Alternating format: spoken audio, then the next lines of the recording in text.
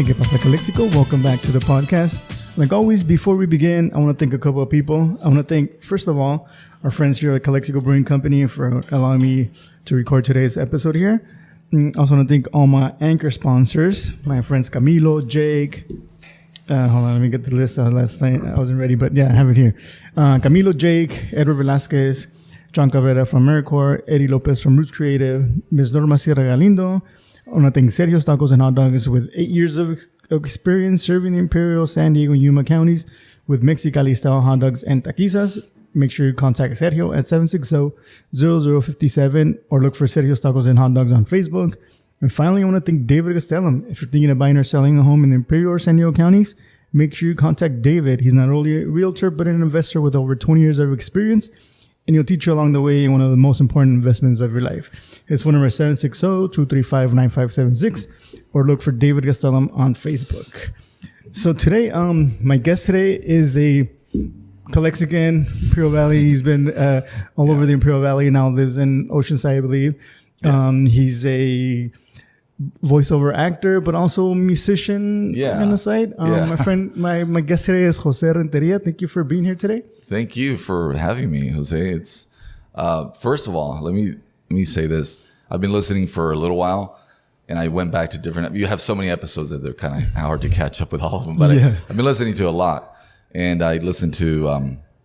I like the fact that you bring community leaders and people that are running for a certain position in the county, whether it's Hopeville, El Centro, IID division, so-and-so, or whoever, people who are making waves and making a difference. So it's good that you have a platform where people can discuss their ideas. So that's really cool that you have that. Oh, thank you. Thanks. And it's actually, I know that having a podcast is probably not the easiest in terms of guests. So, and this is what, like 145th episode or I think so. 50th, 150th? 145th, yeah. Oh, okay. Yeah. So I know you have a lot. Yeah. So that's, congratulations. That's pretty awesome, man. Thank you. Yeah, it's been, 5 years now that I've been doing this. Oh, okay. So, and for a while, I wasn't as consistent as I am today. And it was mainly because, finding the guest was kind of hard. Yeah. Especially because I was kind of like, people didn't know what a podcast was a lot of the times, and they didn't know who I was. So, especially like politicians were like kind of worried about coming on that I might put them on a spot where, and to be honest, that's not how I work. I like to. Give you the platform to speak, and at the end of the day, if you say something that it's not true or whatnot, it'll eventually come out, and I'm not gonna be you said it, and I guess once people started trusting that I'm somebody that's not out to get them, they started to be more comfortable and being I guess, and then more people started, the word started to get out there, and it became easier for me to have people on the podcast. Yeah, actually, it's interesting, not to go off into something else, but when Hillary Clinton was running for office, running for president a few years back, Howard Stern wanted to have her on the show, but obviously Howard Stern has a certain reputation as, shock jock. And he said, no, that's not what I'm trying to do. I'm not trying to put her on the spot. I'm simply wanting for her to speak. I have a ton of listeners. Howard Stern has a huge audience, everything from the most extreme left to the extreme right, I'm sure. So it's good that you have neutrality in some way. It's like you're just letting them speak. Like, what do you want to say? Yeah. And so she actually did not come on the show specifically for that, because of the fact that she said, "Oh, he's going to bash me, or he's going to say something embarrassing," and that wasn't his intention. Yeah, and he's because I'm a Howard Stern fan. Yeah. And I think he's said that he's a huge Hillary fan. Oh, okay. So, it's kind of weird that she wouldn't accept it. But he has that history of, the raunchy kind of, host. But I've listened to plenty of it. He's changed a lot. Like, even now, like, that's somebody that I've been watching a lot of his interviews, because he's become such a great interviewer. Oh, he is. He is.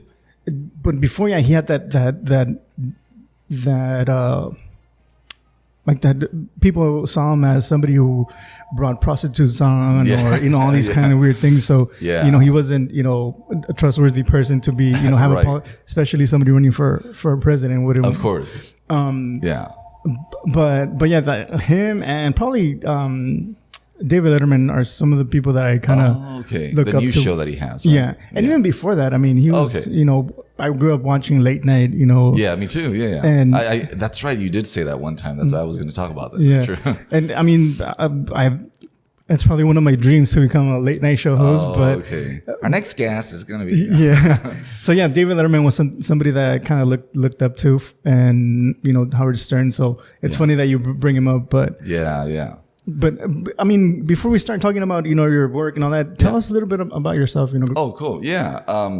So, like you mentioned, original Calexican. I was born right over here in the Calexico Hospital before it became what it is now. Well, before it was nothing, and then now it's like a clinic. Yeah, that's right. There you go. It did close for a long time. But yeah, I was born here, and then my mom moved around, so she worked out in the fields, and mostly iceberg lettuce, romaine lettuce, iceberg lettuce for the most part.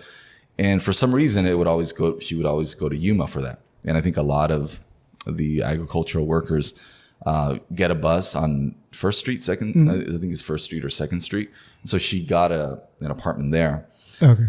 And then from there, I think she got with the housing authority.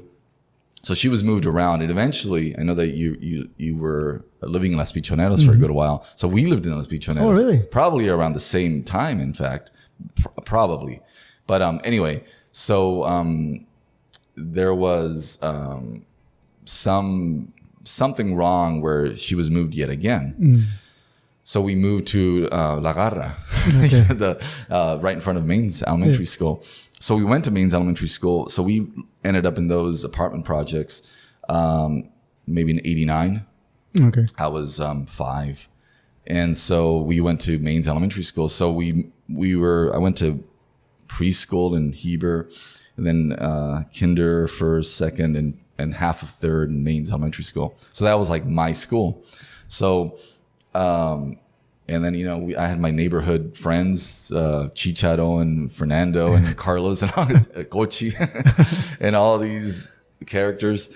And we just, like any other kids, we raised hell. We played hide and go seek, baseball, basketball.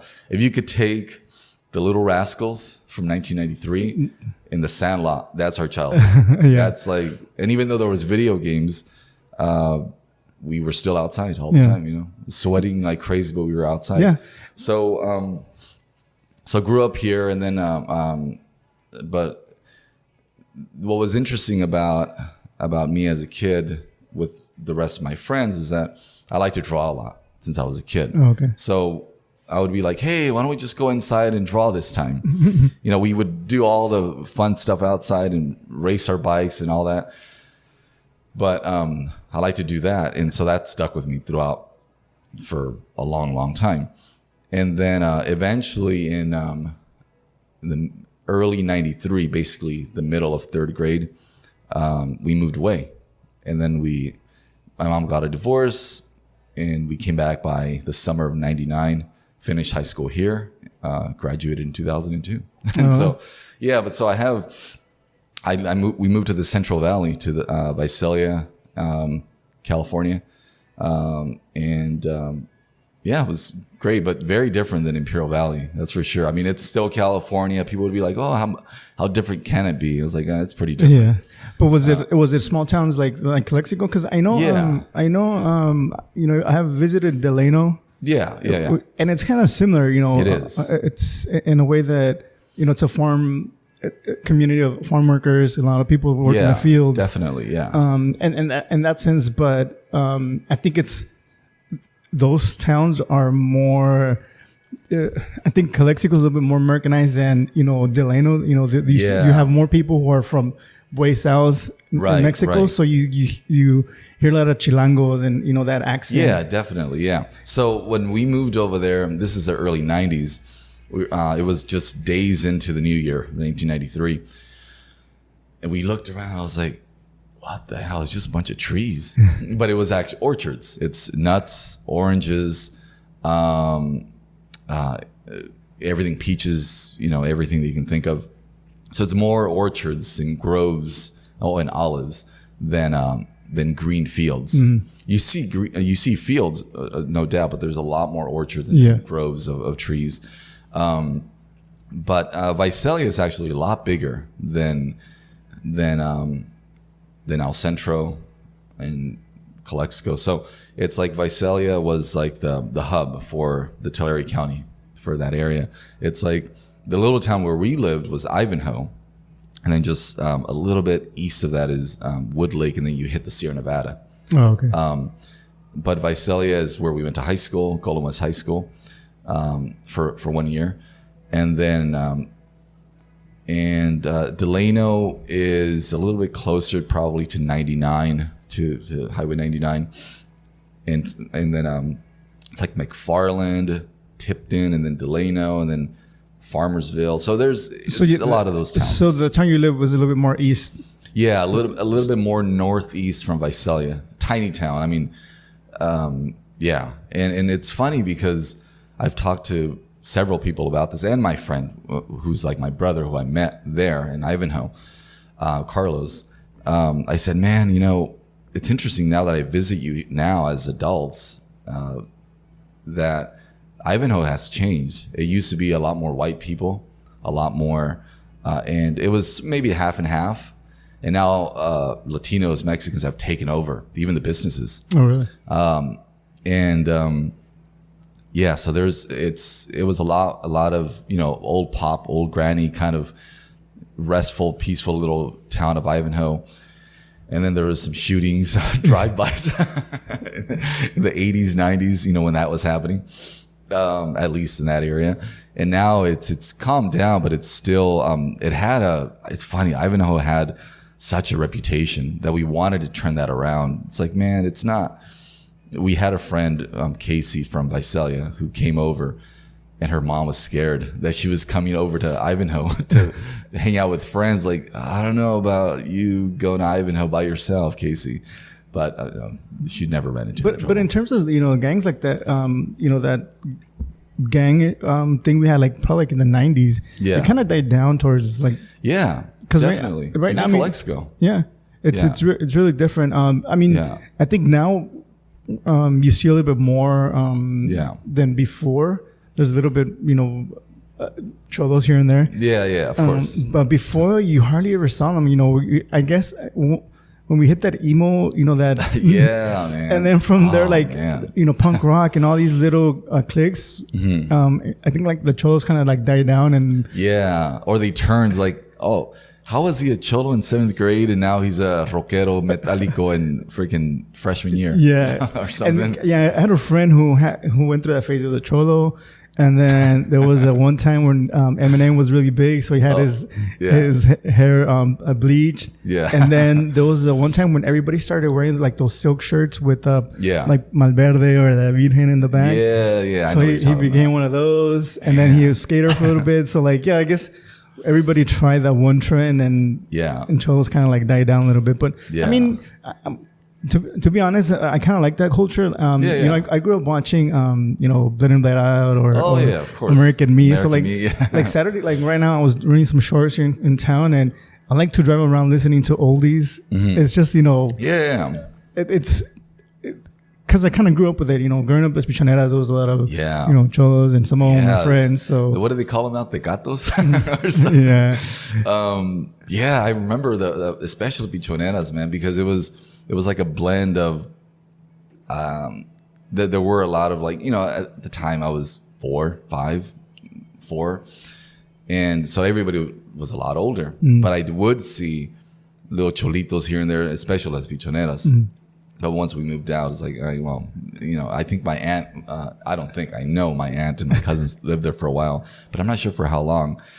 I got there in 90.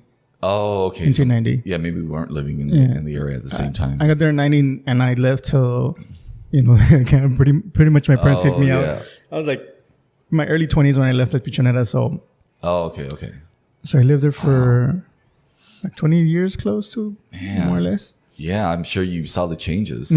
Yeah, because when we first got here, there was it was a big gang problem. Yeah, and my dad kind of like how cleaned it up. He started because we had the basketball courts in the middle, so he started making basketball teams. So a lot of the kids, instead of causing trouble, they would play basketball. My dad would we would go to tournaments and stuff like that. So that's awesome. So he kind of helped clean it up a little bit. I haven't been there in a long time, but I mean it's not as bad as when we got here. Okay. So yeah, my dad had a lot to do with it, and that's really cool. And a lot of my best friends from Pichoneras, a lot of my friends that I talk to almost on a daily are from there. From that. Yeah. Wow, it's a little clique, a little family that we kind of. Yeah. And then something, somebody, Carly, I can't remember last name, she interviewed me. I saw that on your post. That's right. So, and she asked me like, when you came down, because I came down from LA, it's like, was it a big shock to you? I was like, you know what? The biggest shock was the weather. Yeah. It was really hot. Right. But what I love, the best thing I love about living in Pichoneras, like it was like a big family. Like, I see. I grew up in some apartments where I live in LA, but coming from a little small apartment complex to a big one, like 90 apartments. Yeah. There's a lot more kids to play with, we would hang out in people's houses, their moms would feed us sometimes, it's like a big family. Yeah. We all look to, that's very Hispanic. It's very Mexican to do that. It's like, oh, mijo this, mijo that. Yeah.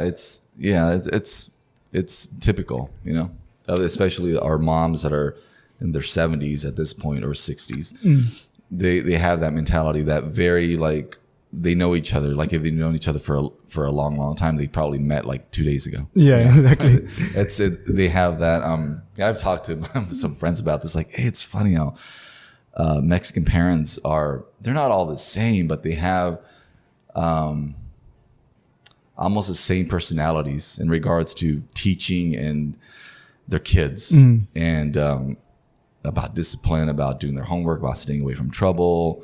And then there's the outliers. Some of the parents don't give a crap. Yeah. And I've met some parents like that too, that I've seen like, hey, how come little Guillermo is out till 11? He's like, oh, because his parents are not there to reinforce anything. Yeah. It's like, oh, okay. Yeah. And sometimes other parents kind of help, keep those kids out of trouble.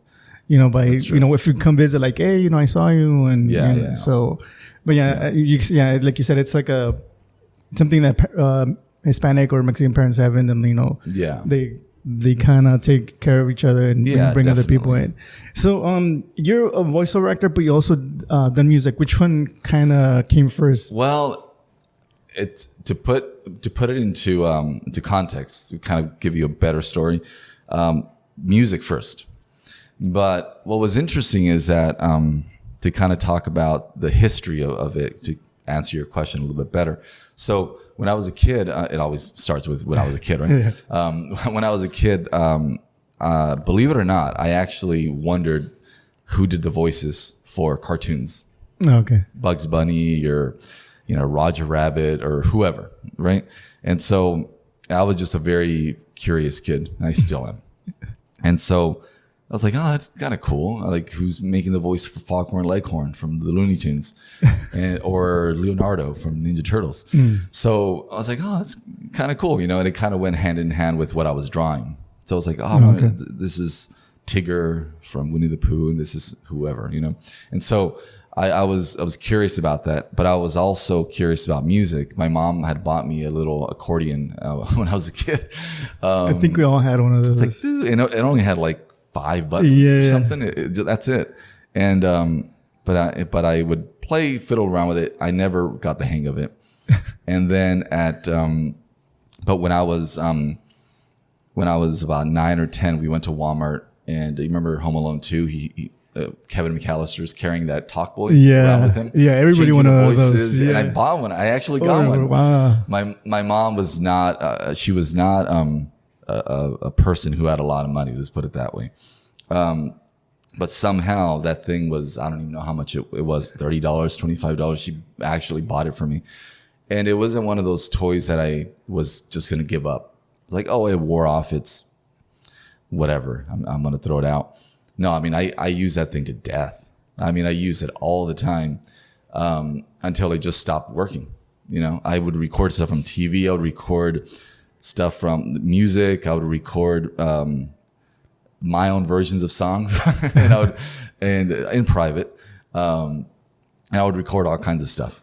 So family conversations, all kinds of stuff. So it was, and I still have those tapes. Oh, really? From like 1993, I still have those tapes. Wow. So I can go back and listen to my cousin at 15. Right now, she's 42 or something, or my mom from when I was 10. It's crazy to have those tapes still. So it's pretty cool. But so, and then eventually, because it busted, I bought an actual recorder, that investigators use. Yeah, like the small ones. Yeah, no, actually, it was still carrying the regular tape. Okay.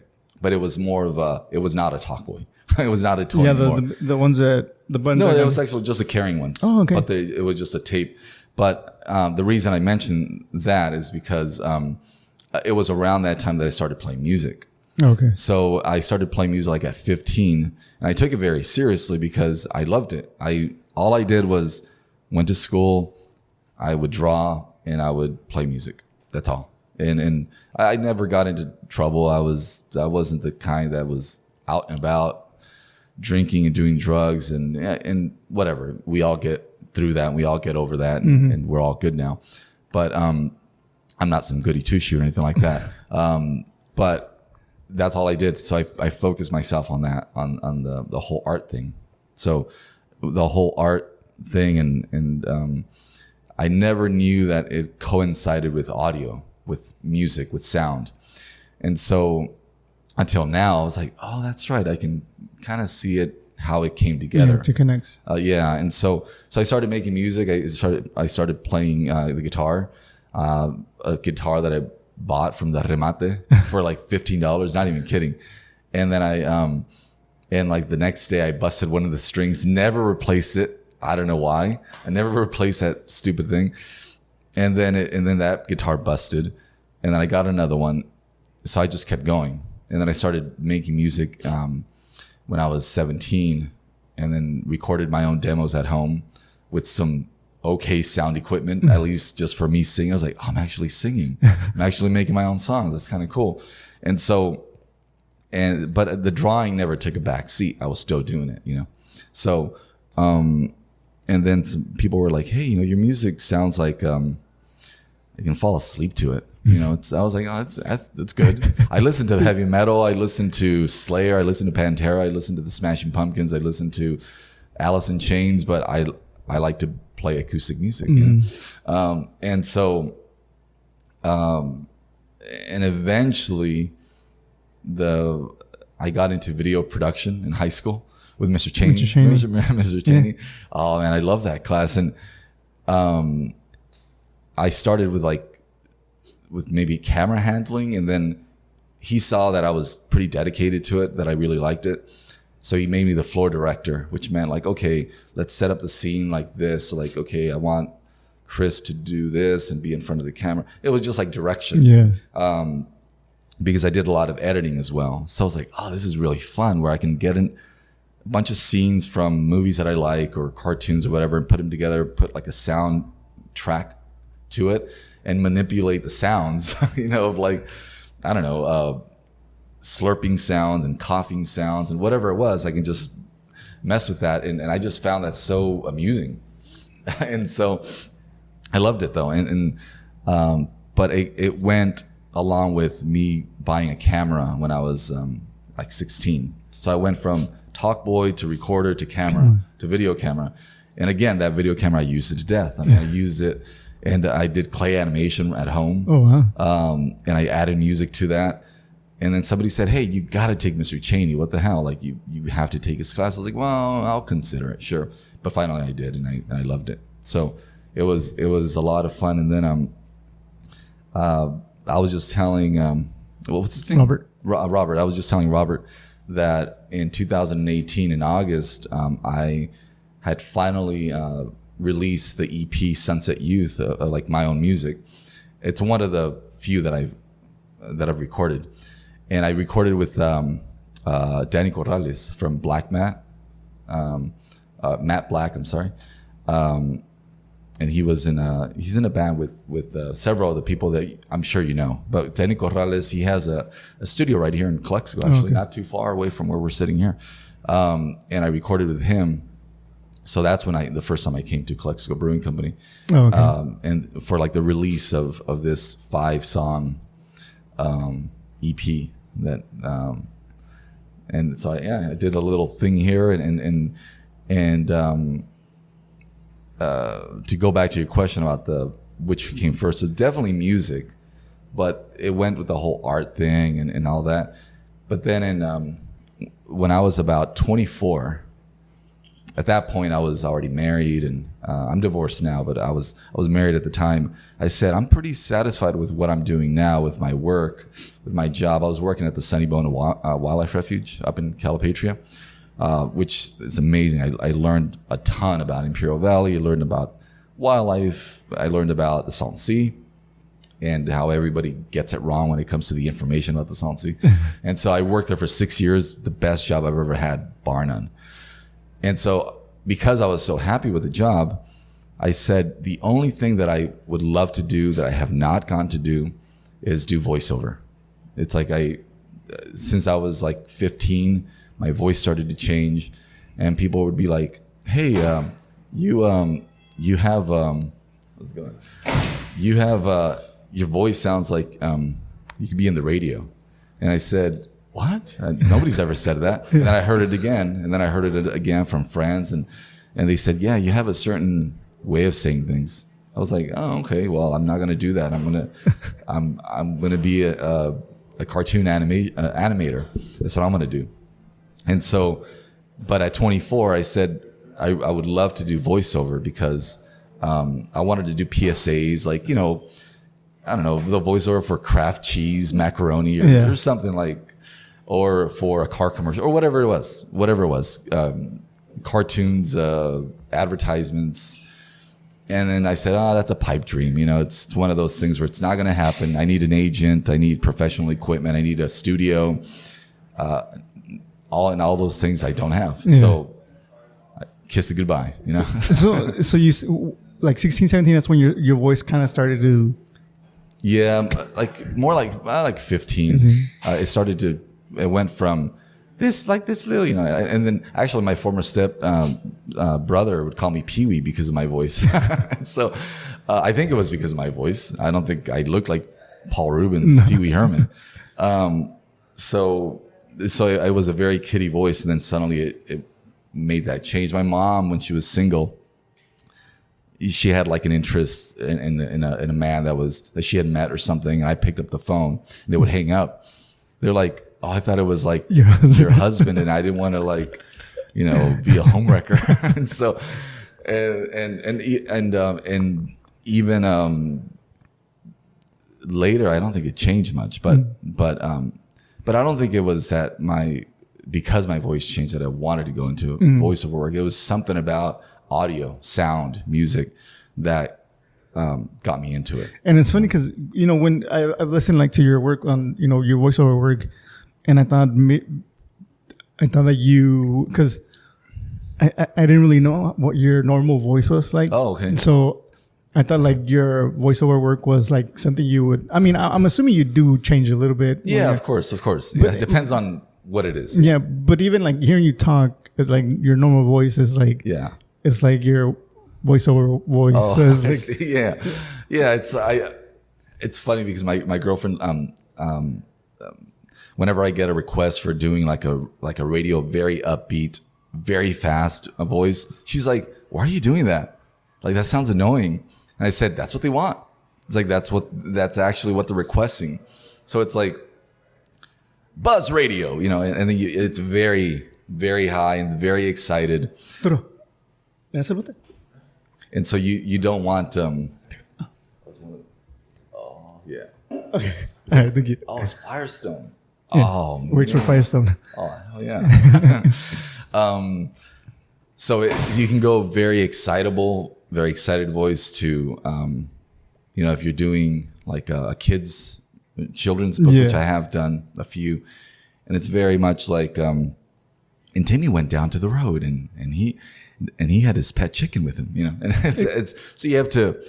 So there's a bit of a range. People have said that it sounds monotone, but I've worked on that. I've worked on it, so it won't sound so robotic. Like people say, but you have to know the work that you're doing, and if it's an advertisement, if it's geared for children, if it's erotica, if it's a car commercial, if it's very friendly for a Wendy's commercial or something, you have to know those different. Do you feel rules. That you mentioned children's book, which is something that they want more like a tender voice? You think that that kind of work? Do you think it's more guided towards women? Since some of it, women would perfectly fit that voice need.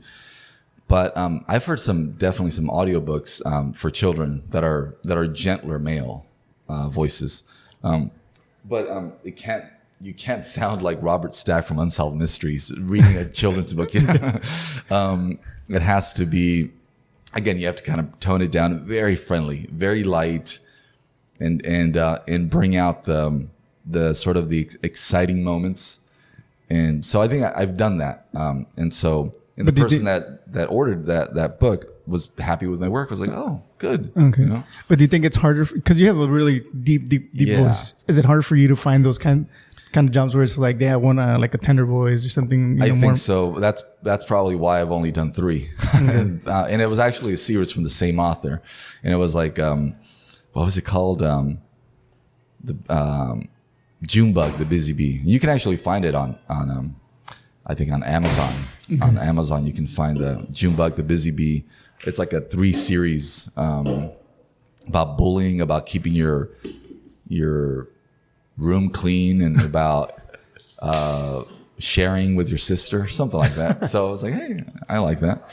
But yeah, definitely like what you said. I think a lot of women's voices are there. There's something nurturing about it. Yeah. So automatically you think it's going to be perfect for a children's audiobook. Because your voice kind of seems like the one from like the movies In a World. Yeah, it's I wish I had that. That was Don LaFontaine. It's my best. I wake up in the morning sometimes on the weekends where I'm not rushing to go to work, and I get some coffee, drink a bunch of water, and sometimes I still have that maybe 3 notches below what the sort of the base. So it sounds and that's when I actually say, oh, I have that voice right now. I can do the mystery demos that I've been wanting to do. So it's like Unsolved Mysteries, or whatever. And then you kind of go with that. But Don LaFontaine had naturally, thank you. Thanks so much. Don LaFontaine had that perfect, mysterious, deep, baritone voice. Yeah. And I loved it, but passed away a few years ago. Oh, really? Yeah. Well, maybe you can replace him. Hopefully. Oh, if I was hired by like a movie studio, or like where I had like a contract, like Ed Elise has with Ross. Was it Ross Marshalls? Ed Elise, the other VO artist that you had on your show. That'd be great to get a contract work where you do it all the time and you have really good pay or decent pay or steady. Yeah. Because it's not even about the money. Obviously that's a big factor, but also the fact that that your name is attached to a big brand that everybody knows, like Walmart, Marshalls, Ross, Chick-fil-A, or whoever you're doing voiceover work for. So it's awesome that when people do get contracts. Yeah. And it's funny because I went to Sacramento and I was at Walmart and I heard her voice on. Oh, you did? Yeah, even in Sacramento. So it's kind of funny. Oh man, that's really cool. I mean, I actually I was at I got here to Brawley. I'm staying at like I said before, the hotel, and I said I'm really hungry. I haven't eaten for like 30 minutes. No, I can eat quite a bit, but no, I hadn't eaten for a while. So when I got to Brawley, dropped off my stuff, and I said I'm gonna go get something to eat. So I went to Los Cabos restaurant, the seafood place, and they expanded. They have a pretty good menu. They have pretty good food, and so And Not a somebody, sponsor. what's that? I was not a sponsor. Oh, not sponsored. No. I'm just saying, hey, they have pretty good food. Those Cabos in Brawley, and they have one in El Centro. But anyway, so somebody contacted, or actually, I think I contacted somebody with from Get With Social from Imperial Valley, where they do ads for local businesses. I said, hey, I see that you don't have any audio or like a voice for what you do. I would love to do that. I want to reach Imperial Valley residents. I want to help out, and I'll talk about that in a little bit. But and he said, "Oh, okay. Well, let me see what I can do."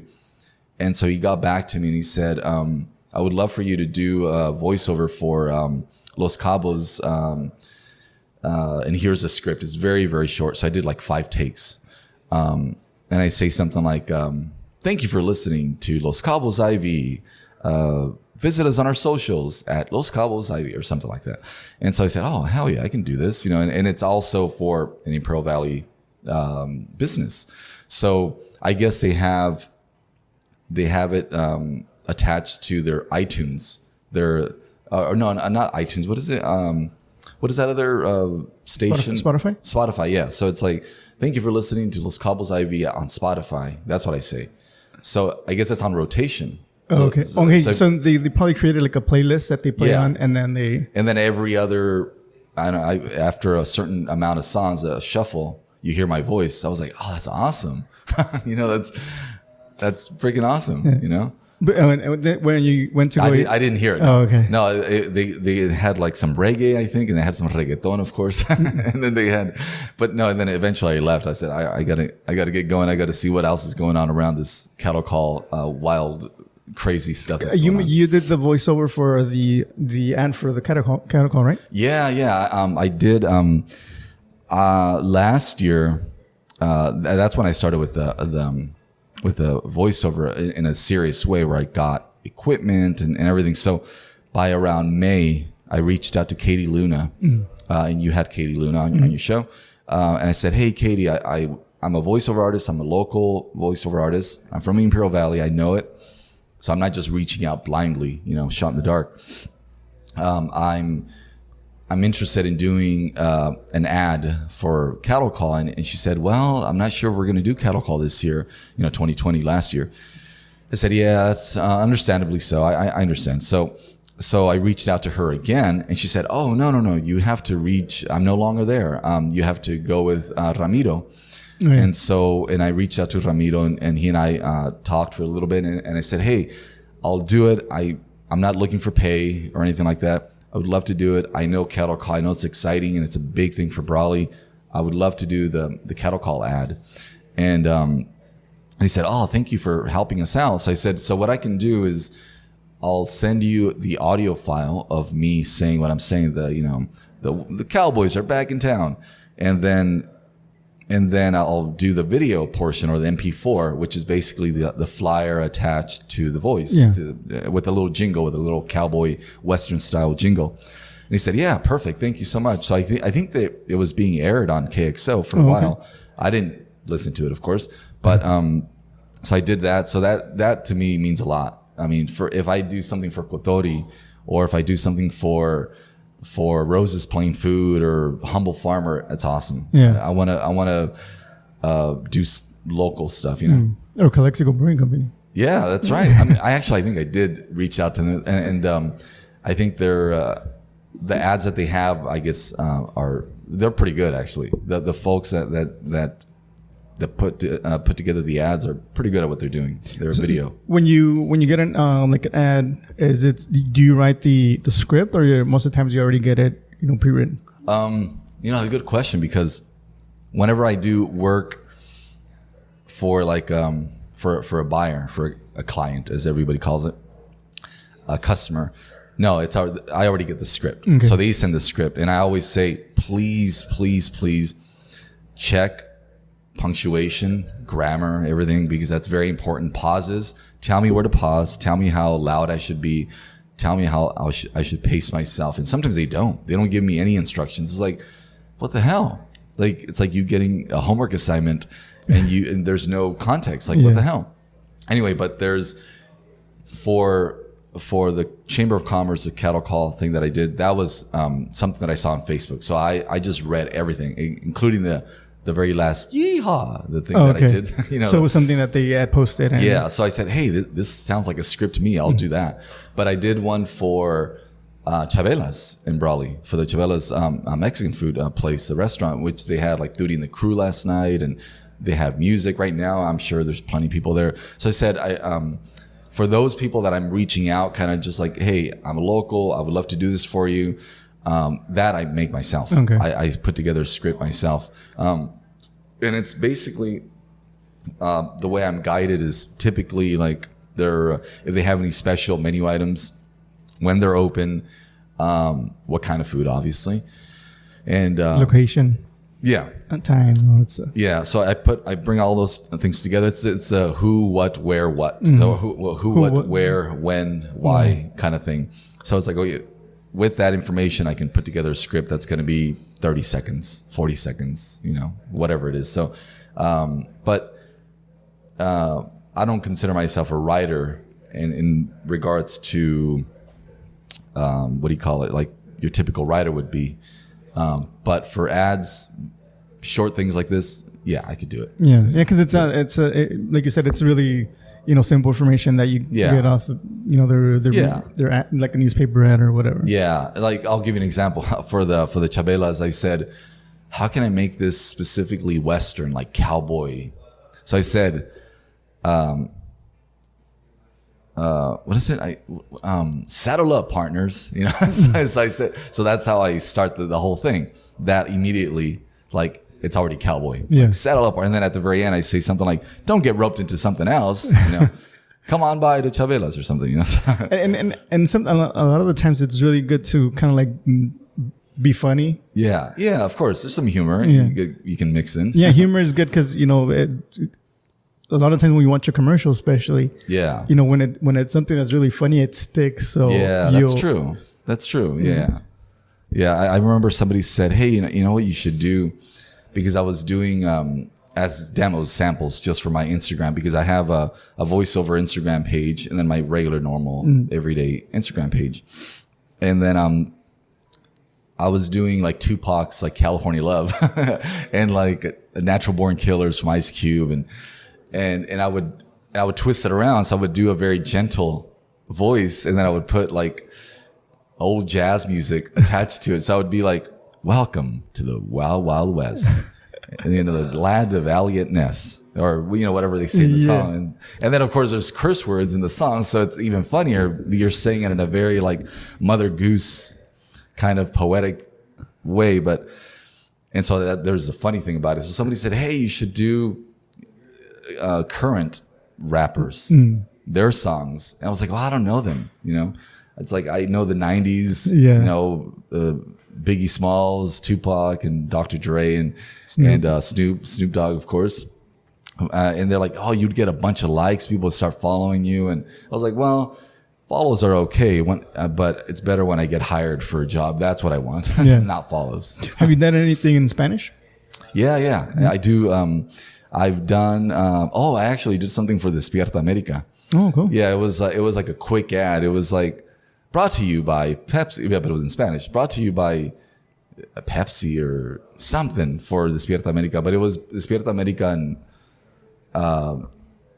Argentina or something. Oh, okay. It was, so the platform that I'm on for voiceover, people are connected from all over the world. So I've done work from people from Hong Kong. I've done work for people in Florida, Maryland, Rhode Island, Brazil, Germany, Italy, everywhere. So but they want English voice, American voice. So it's kind of like a Fiverr where, you want people. Oh yeah, that's what it is. I'm on Fiverr. Yeah. Oh, okay, on cool. Fiverr. But again, I've tailored my Facebook page to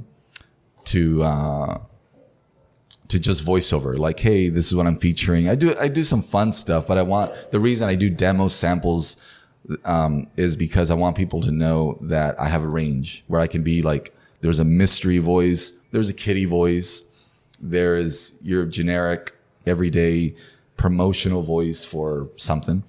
So that's what I want. And then if people somehow get on and stumble upon my work, they'll say, hey, I'm a production this or that. I want to hire Jose. So that's what I do. But for Fiverr, it's very specific where you put your gig with your demo, and the demo has to be like top, tip top shape, and the picture and everything that can grab your attention. It's like when you go fishing, you have to, presentation is key, colors, attention grabbers, what the demo is about.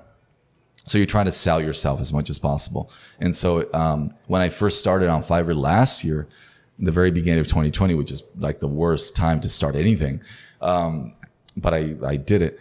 I didn't get any attention from anybody because I sucked. The demo wasn't good. The picture wasn't good. The font wasn't great. My information wasn't great. So I said, what the hell, man? I mean, I'm brand new. I can do this. I know I can do this. It's like mentally, you've been studying by watching movies, cartoons, commercials, all the voices that you heard for fruit gushers and squeeze-its when you're a kid. All those voices come back to you and say, I can do this. Like, hire me. What gives? And then, but no, it's really the volume in the demo, the music attached to it. And so I had to, it's trial and error, from when I started, to about September. We're talking about the very beginning of 2020 to August, September. Not many people hired me. I had in that time, I probably made $100. And then I started reaching out to local politicians that were running because of last year's election. And then I changed my demo. I changed my picture, and suddenly I started to get more work. I was like, holy crap, this is awesome. Mm-hmm. And I did stuff for Christmas. I did stuff for Halloween this year, for some haunted, events and haunted houses in Orange County, which is awesome. I think that's the video that I sent you. Uh-huh. Yeah. What is it? Haunted Cavern or Haunted Manor. I forgot, but anyway. So again, presentation is key. Yeah. I can attest to that because, if you go back to listen to my first episodes, it's night and day, you learn. Yeah. A lot of the audio was crap. You learn with your mistakes and I think that, when people give you feedback, don't take it as criticism, take it as constructive criticism. Right. And it's hard to do that sometimes. Yeah, it is. But, and especially when it comes from somebody that maybe you don't know, but when it comes from friends and family, you're like, oh, you say a lot of or, you're like, you know what, I do. I try to fix it. And a lot of the times it's just getting used to or being comfortable with, doing it. Because sometimes you second guess yourself a lot. Yeah. And that kind of makes you like for me, especially early on, I didn't really prepare. I would just interview people. I would just wing it. Yeah. But then I was like, you know what? That shows when the times when I say it's because I don't know what I want to ask. Okay. So I need to make sure that I come up with questions. I do a little bit of research. That way the conversation is more fluent. Yeah. So you keep, you do away with those and those pauses. Right. Yeah. So I prepare, and I bet with you, you would listen to yourself. Yeah. You have to. Yeah. And like you mentioned earlier, you talked about your equipment, not to get away from what you're saying, but your equipment was not as great, which is a big factor in overall audio quality, sound. And so, I mean, the equipment that you have here is pretty awesome. That's pretty cool. In fact, I bought a stupid arm from Amazon, and I had to return it because my microphone's very heavy. It wouldn't. It's a like a regular studio recording style condenser microphone, and they're heavy, and so the thing just dropped like a sack of potatoes. Oh man, I can't do this. I returned it. And then somebody said, well, the better ones are like $100-something or something. I said, well, I have a microphone stand, a gooseneck microphone stand that should suffice, So, but I remember in the very beginning when I started doing the voiceover last year, I dove deep into the information about voiceover work and what to do and how to do it and equipment. I got into this, just YouTube videos, of course. Somebody said, do not use a USB microphone. Don't do that.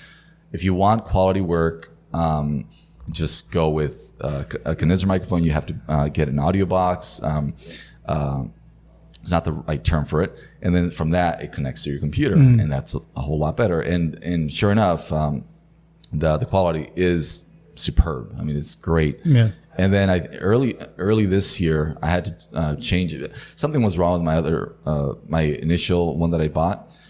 My budget was like $120 when I started with all the equipment, and I had to basically toss that aside because of it started to malfunction, and it was secondhand basically, and I bought it used, everything. And so I bought the new microphone. I said, holy crap, even this microphone, the new condenser microphone, it's one of those Rode microphones, got that. And then the new interface, that the quality was so much better. Yeah. There's something about just like it's so crisp, it's warm, it's a very nice tone. It gets a bass right, and it gets a highs correctly, and it just picks up everything exactly. Yeah, it's like they say, you get what you invest in, right? Yeah, definitely. Yeah, yeah, and yeah, like you said, I noticed it with my equipment before. I mean, it wasn't that bad. The microphones were bad because, like I said, it was like a $20 ones. Yeah. I had a shotgun mic. That's the one I use normally with my guests because in the beginning people don't know that they need to talk. You know how to. You know that you need to talk into the mic. Definitely. So people wouldn't get too close. So I used the shotgun mic because I could basically put it right here and it would pick up their voice like really nice and crisp. And like sometimes I kind of miss those because they're like that one is like the one I have. It's a Audio Technica, I can remember. It's super crisp. And I used like a cheap $20 mic, $50 mic. Yeah. And then I had a mixer and then a digital recorder that I would, record to. Right. And then I invested in this, which is really, really cool because it's basically my mixer and my recorder in one. Wow. So okay. Actually, it's a PodTrack. Yeah. Okay. It's a Zoom. Wow. I don't think I've even seen those. They're fairly new. They're like a year or two new. Okay. Okay. So yeah, I was able to invest in this, but yeah, equipment is really, really key, especially when in your line of work where it's like it's just voice. That's, I mean, that's it. So where do you record? Because I hear a lot of people when they first start, they record in a closet because it's a good way to. You're closing the closet. They absorb the audio. There's no echo. Well, so last year when I started, we were living in a different apartment. I was living in Indio because after moving here from Raleigh, I moved to Indio, and then we had an opportunity in San Diego, so we went to Oceanside. So totally different closet, but my girlfriend's walk-in closet was perfect. So I had my equipment there, roomy enough. And I didn't need any padding whatsoever because she had everything there. It's a walk-in closet. So that was perfect. So there was no echo. There was perfect. And so we moved over here to Oceanside, and I said, well, I have to look at what we have, at what I can use. So I was actually considering the actual closet that we use on a day-to-day basis, which is one of those closets that you just open, the slide little wheels in the very bottom. But we have another closet. We have two closets. The other one's tiny. The other one's perfect. So I actually had to condition it with like some padding that I got from work. So that is cheap. That's affordable. I didn't pay a dime on it. So that's around, but there's several layers. So I got a bunch of towels from the secondhand store. I put them on, because actually towels, like actual towels that you dry yourself with, are actually good, thick insulation, for audio, for sound. And then on top of that, I put another layer that's all blacks. It's all dark in there. And then that's about it. That's what did it. And so we live very close to a very busy road. So I hear the, and then Camp Pendleton is like a few miles north. So I hear the planes. Yeah. So I have to pause. I'm like this. And then the thing is still recording. And I go back and I don't lose my sort of the train of thought or emotion behind it because I'm on it. But it's just annoying, you know? Yeah. But those are the external sounds that I can't do anything about unless I have a whisper room. And those are pretty expensive. I mean, if you get the actual whisper room, you can get it online for several hundred or a couple thousand. I can't remember exactly how much they cost, but they're not. It's not like one of those things where I can get it for like $150. Yeah. No, it's going to be a whole lot more than that. So, and I've thought of investing in that. I can totally do it if we were to move again somewhere else, and we don't have that kind of space, that kind of ability to use a closet with insulation, that sort of thing. Then I'm going to have to do it. But the microphone, because it's so sensitive, it's so great. I'm like this, and I'm like, it's like it picks it up. Yeah. So all the clicks, all the ticks, all the rubbish sounds. When you swallow, like yeah. And then I had to get my headphones because somebody said you have to get monitor headphones. So I got good quality ones, not the ones for music. It's specifically for studio recording headphones. And that's how I catch myself doing a lot of shit sounds. You know, it's you become your own critic at what you do, and which is good. Like you said, you have to improve.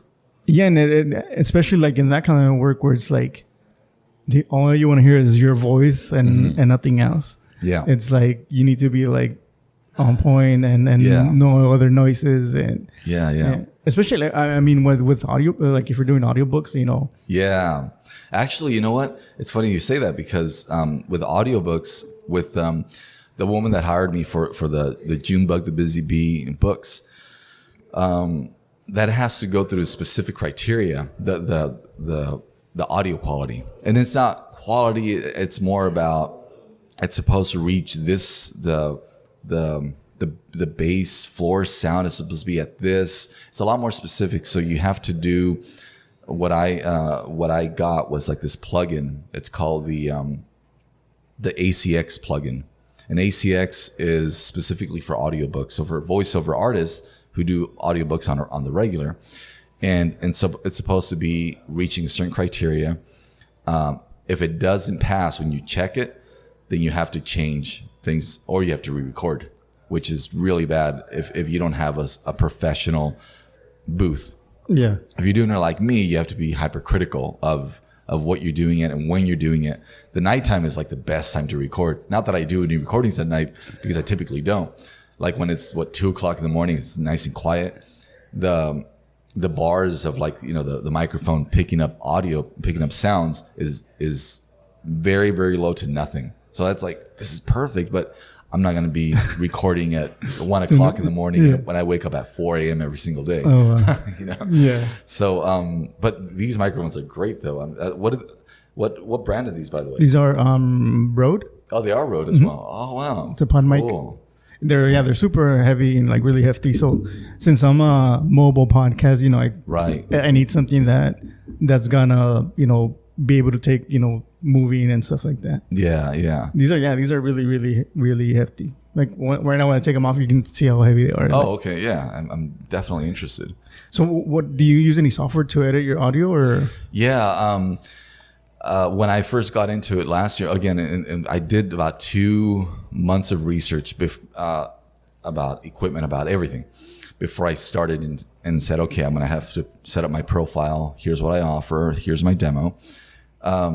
Somebody was saying, well, you should do Adobe Premiere. I think it's Adobe Premiere. And then there's Audio Reaper is the other one. But I use a bare minimum, man. I use Audacity. I use that one too. Yeah. That's what I use. But it's actually good. It works for me. I haven't had any trouble with it. I'm sure there's other voiceover artists that have said, no, that's sort of just that's 101 voiceover. You can do better than that. But then I have to relearn. And sometimes I get so many jobs per week to record that it's like, I don't want to relearn something take that time too. Quickly. You know, I mean, I'm sure there's a benefit without a doubt, but I'm going to stick with Audacity until I just get fed up with it, you know. Yeah, that's what I used to. Yeah. It's good. It's handy, and it's I still had to learn it. I still had to learn how to use it and to edit, and specifically for voice. But I like it. Yeah. So yeah, I even told my last guest, I can't forget for Vizcarra. Her last name is Vizcarra. Maria Vizcarra. She has a podcast. I told her, hey, use this app, this program. It's free and it's really easy to use. Oh, what was she using? She was using the Anchor app to. Oh, I've never even heard of that. No, Anchor is the website where we upload our podcast. Okay. And there's the app or the website where you can record, and then you kind of like pause and record. Right. So I told her, just use that one and plug in your mic to your computer, and it's easier to edit because the other one, it's a website. So like if it refreshes or anything, like you're screwed, right? Oh, that's so. Right. This one, it's saved on your computer. You can edit it whenever you want. You don't have to edit it on the spot. She's like, I'm gonna give it a try. So I don't know if you did or not, but it's hard to convince somebody unless it's a dire need, and I'm sure with you in certain situations you've had dire needs. With me, it's the same thing. It's like, hey, I have to do this, otherwise I can't advance. Yeah, So but Audacity it's great. It has a lot of features. Yeah, it's free. Yeah, it's free. I can't believe it. I mean, it's just a free program. When I actually last year when I got into this, my computer was already pooping out. So I went to the store and got myself a brand new computer. A good investment. I'm not just going to use it for voiceover. I'm going to use it just on a regular basis for jobs, for just files that I have on computers typically. And so I bought it and brand spanking new fresh computer. So I downloaded the Audacity, no problem. Like no problem at all, because my other computer was like, hey, it's not doing this, it's not taking it, so I can't download it. So I was happy with what I got, but this is something else. The computer started to mess up. I was like, I had my other computer for years. It didn't mess up like this. The P doesn't work. Oh, really? The 0 doesn't work. The numbers don't work. The arrows don't work. The slash, the question mark doesn't work. What the hell? Wow. It's a Hewlett Packard, by the way. Oh, okay. And then my girlfriend's mom sent us a Mac. Oh, okay. And fast, reliable, good. But that's just like for both of us, I guess. Yeah. And so she's like, you can use it. I have I have another computer. So I was like, a Mac, this is awesome. Like the notebooks. Yeah. Yeah, I have one for work, but I use a PC. I'm a PC guy. Okay. Yeah. There is a difference. Yeah. But I use for like the podcast, I use a desktop that I built myself. I'm a computer tech. So, I'm a nerd. So my computer is kind of a little bit top of the line, but I built it myself. Yeah, that's awesome. So you kind of save money when you build stuff, especially on a desktop. Yeah. But like I'm assuming like you need to be mobile, so a laptop is it's kind of hard when we need to be. But I mean, Macs are really reliable. Definitely. Especially when it's like video or audio or picture editing. They're really good for that. Yeah. And it takes a lot of storage. Audio and video takes a lot of storage in your computer. So you have to be very aware of that. Mm-hmm. And saving files externally and erasing the junk, or else they'll start to slow down and all that. And I've learned that the hard way. Yeah. What I do is, I buy a lot of like used old hard drives, mm-hmm. and I really don't need to back up my stuff, but I just like having backup of things. Okay. So what I do is I buy old hard drives, and then I have this adapter where you connect it to your computer. Yeah. And I just basically dump everything to the old hard drives, and I just keep them in file. Oh, that's awesome. So that's good. It's clean house. Yeah. Yeah. Yeah. That way my computer is kind of like not full with all the, because I do audio and video, so video is even bigger than audio. Yeah, actually, recently, probably we're in November, probably like in August, I had to I had to bring my computer to factory settings. And this is a computer that I bought last year, so it should not be messing up, but it started to slow down a lot. But it's because of all my audio files. So what I did, I said, okay, I'm gonna back up everything onto a drive, and I did. Videos that I want to definitely keep, the voiceover stuff that I've done, voiceover audio and video that I don't want to erase at all. But I knew that's what it was, because at one point my computer had a ton of videos, like MP4s that I had done, all the demos that I uploaded onto Instagram and Facebook. I said, this is what it is. And so I refreshed it, if that's the word, and it went a lot better. Yeah. But it's, so I'm constantly like getting onto my Audacity program, and just because I can do so much work in a month that all of it just, like, if the person doesn't reach out to me, like, hey, I need this particular edit. Well, tough. I don't have it. That was a worry that I had. It's like, I have to keep that file, because of what if that person comes back, and I don't want to have to re-record stuff. I mean, there's some stuff that I've re-recorded from buyers, from customers. And I'm not even kidding. I know we're getting to something else, but the recording itself was like 45 minutes, all right, that it took me to record. 45 minutes. Now I'm having to edit it for like 3 hours. And then the customer buyer comes back and says, do it over again. And that's happened several times for large projects. And I said, didn't you read the instructions that say, if you just simply say that you don't like it, to re-record it based on your instructions, not mine, your instructions, that there might be additional fees.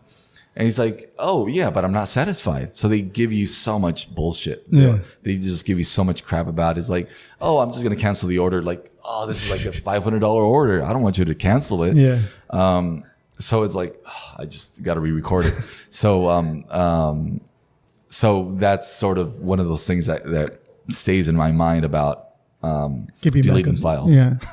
Yeah. I would suggest you do that. Like, look for, like, on eBay, you can buy old, and they're not old. They're just used hard drives that people just, want to sell, get rid of. Yeah.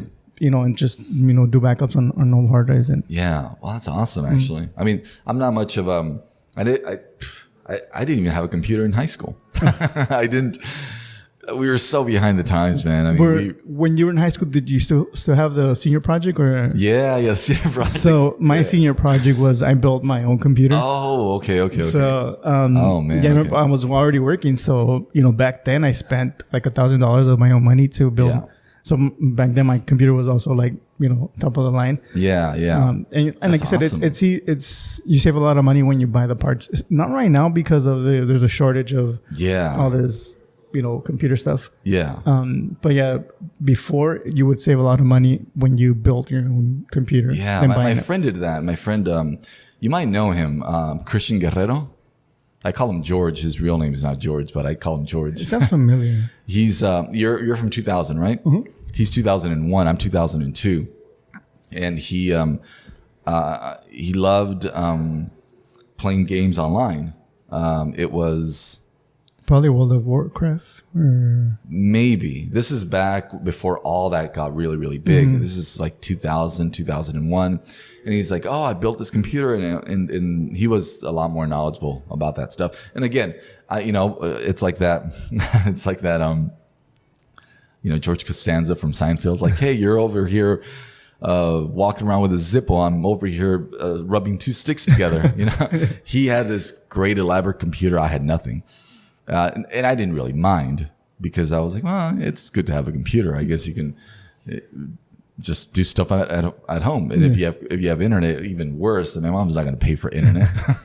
Back when it was whatever cost it was in 1999, 2000, 2001. You probably get those free AOL CDs. Oh, that's right. My friend had that, and his aunt had given him a computer from like 91 or something. It was a PC, and he got that. He actually got those discs. It got him to work. And he was online for a little while, and I was like, I can't believe that you have a computer. It was slow as hell. This is like 2001. He has like a computer from 10 years, which nowadays it's not a big deal, but going from 2000 to 1990 to 1991 is a huge difference.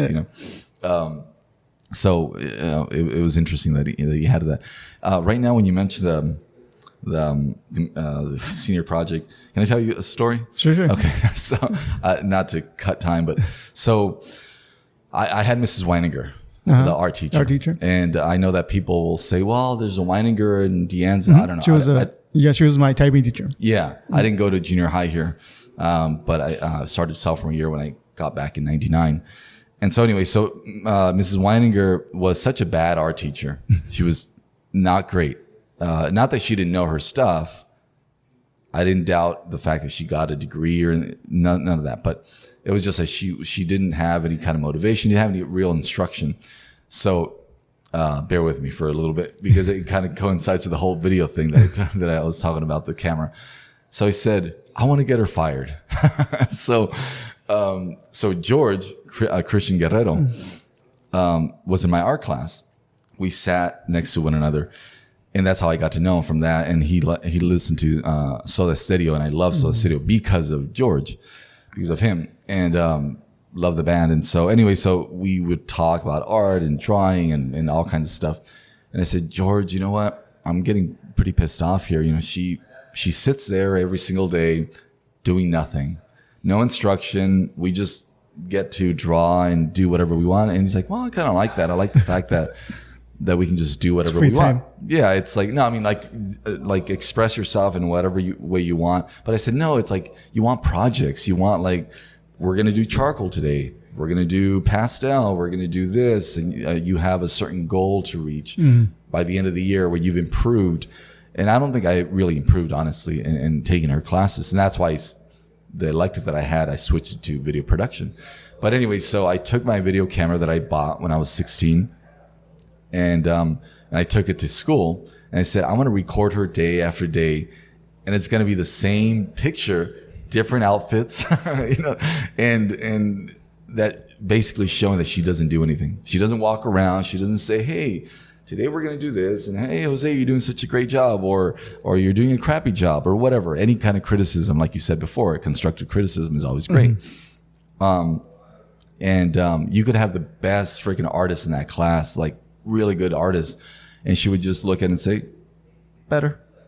Like, not bad. It's like, it's freaking amazing. George is an amazing artist, and he still is. He still does his stuff. But anyway, so I took that camera, I took it to Mr. Iruegas, you know, the counselor from Calexico High School, and he said, well, you know, Mrs. Weininger has been here for a good while, and it's very difficult to fire anybody without really hard, like, proof, evidence that she's doing something wrong. And I was like, oh, okay, whatever. So the video camera came in handy for some time in recording her for nothing, actually. Yeah, pretty much.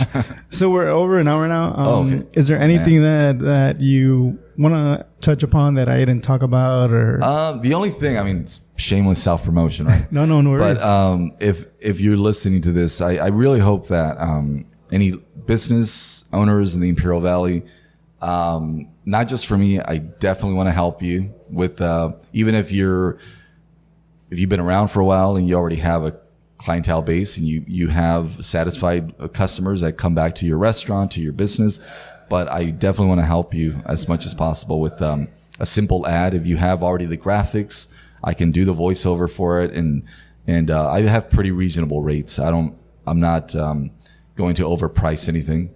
And some I actually, quite honestly, I've done for free, just so they can know that that I'm available, that I can do these things. So I would love for anybody who listens to this, who has a business in the Imperial Valley, San Diego, Riverside, Indio, Coachella Valley, Riverside County.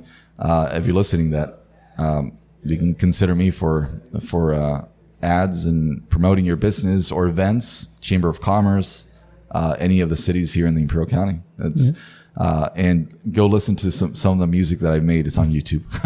Yeah, just Google or YouTube Jose Renteria, and you'll stumble upon some of the. Yeah, if you put my name and then you put songs after the name, or Sunset Youth, you'll come across the songs that were really released by.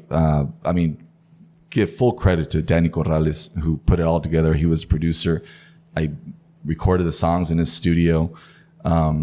and he did all the hard work. I was just there playing, and he's like, "Hey, turn it down a little bit, do like this instead." I was like, "Oh yeah, sure." So really, really cool. Kudos to him then.